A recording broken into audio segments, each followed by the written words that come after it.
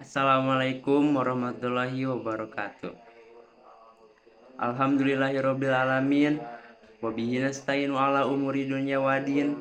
Wassalatu wassalamu ala asrofil anbiya'i wal mursalin wa ala alihi washabihi ajmain. Amma ba'du. Langkung ti payun hayu urang panjatkeun puji sinareng syukur kadrat Allah anu Maha Gopur.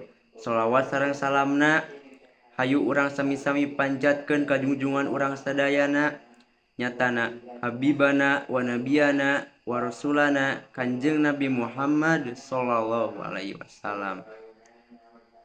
Teka langkung para sahabatna, tabiin tabiatna, dugi ka urang sadaya anu sami-sami turut tumut kana ajaran mantenna.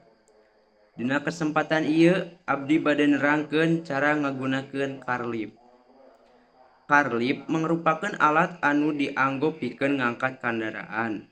Pajangkunganana anu tangtu supados montir atanapi pangguna tiasa ngakses bagian handap kendaraan pikeun ngalaksanakeun perbaikan atanapi pamariksaan.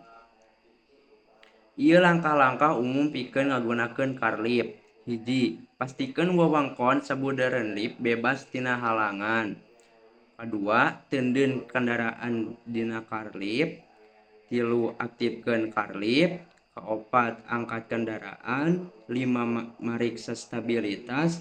6, ngalaksanakeun pangoprean atanapi perbaikan. 7, turunkeun kendaraan. 8, pareuman deui karlipna. Kades salawasna turutan parentah pamakean sarta keamanan disadiakeun ku produsen karlip. Salawasna pikeun ngagunakeun mobil angkat laras tur taliti pikeun nyegah kacilakaan atawa cedera. Upami anjeun henteu yakin kumaha ngagunakeun karlip, langkung sae minta tulung ka jelema anu berpengalaman atanapi terampil ngagunakeun alat sapertos kitu.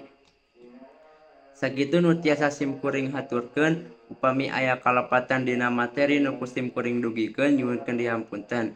Wabillahi taufiq wal hidayah. Wassalamualaikum warahmatullahi wabarakatuh.